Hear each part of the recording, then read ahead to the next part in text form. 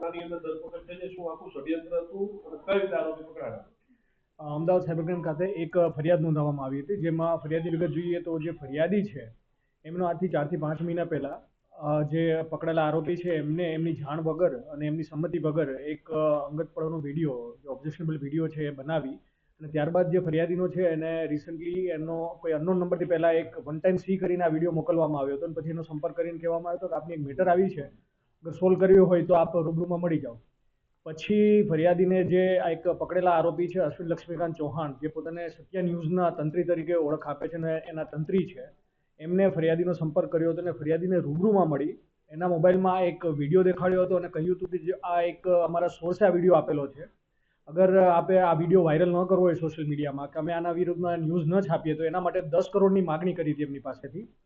ફરિયાદીએ જ્યારે એમને કહ્યું કે આટલા પૈસા હું ના આપી શકું, એટલે પછી એમને કીધું હતું કે આપ કાલે ફરીથી મળજો અને ફરીથી એમને બીજા દિવસે બોલાવીને કહ્યું હતું, રકજકના અંતે એમને કહ્યું હતું કે આપ 7 કરોડ રૂપિયા આપો, નહીં આપો તો 24 કલાકમાં આ વિડીયો છે એ સોશિયલ મીડિયામાં વાયરલ થઈ જશે અને અમે અમારું ન્યૂઝ ચેનલ છે એના ઉપર આ વિડીયોને પકડો. અને તરત જ રાતે આ બાબતમાં એફઆઈઆર દાખલ કરી અને 2 આરોપીની ધરપકડ કરવામાં આવી છે, જેમાં પ્રથમ આરોપી છે એ અશ્વિન લક્ષ્મીકાંત ચૌહાણ છે, પોતે સત્ય ન્યૂઝના તંત્રી છે અને એનસીપી જે પાર્ટી છે એના ગુજરાત પ્રદેશના ઉપપ્રમુખ છે. આ ઉપરાંત બીજા જે આરોપી છે જે સુનિતા ઉર્ફે એની રાજપૂત, એ આ જે ષડયંત્રના મુખ્ય માસ્ટરમાઇન્ડ છે. આ વિડીયો જે છે એમના ઘરે જ એમને એક સ્પાય કેમેરો લગાવીને બનાવેલો હતો અને એક એમના બોયફ્રેન્ડ જે હાલમાં ફરાર છે પરમજીત સિંઘ ઉર્ફે બિન્ની સિંઘ, જે એક જીમના ઇન્સ્ટ્રક્ટર છે, એમને બેને મળીને આ કાવતરું રચ્યું હતું અને પછી એમને સંપર્ક કર્યો હતો અશ્વિન ચૌહાણનો અને એમના થ્રુ આ જે 10 કરોડની જે ખંડણી છે એમની પાસેની માંગી હતી. તો આ ગુનામાં બંને આરોપીની ધરપકડ કરવામાં આવી. વિડીયો કોની સાથે બન્યો છે, કઈ જગ્યાએ બન્યો છે અને એનો આશય શું હતો?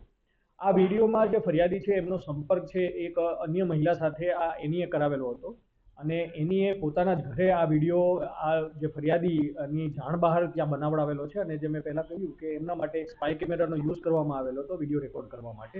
અને એમનો આશય પહેલેથી જ આ વિડીયો બનાવવાનો આશય હતો, કેમ કે એમની જાણ બહાર આ વિડીયો બનાવેલો છે, which is violation of privacy under the IT act.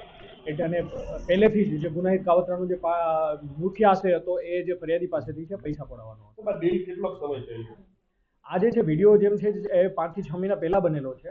ત્યારબાદ જે ફરિયાદીનો સંપર્ક જે છે હમણાં લાસ્ટ 1 મહિનાથી કરવામાં આવેલો હતો અને છેલ્લા 2 થી 3 દિવસમાં જે 10 કરોડથી પછી 7 કરોડની માંગણી કરવામાં આવેલી, એ જે ફરિયાદ થઈ છે એમના 2 દિવસ પહેલા જ કરવામાં આવી હતી.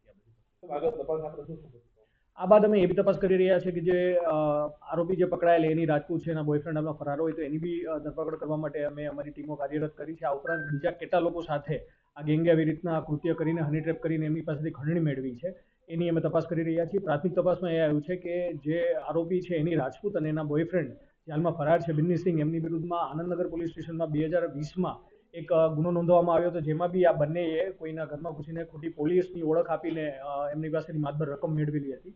અને આ પ્રકારના જો કોઈ બીજા ગુના છે તો એની અમે તપાસ કરી રહ્યા છીએ.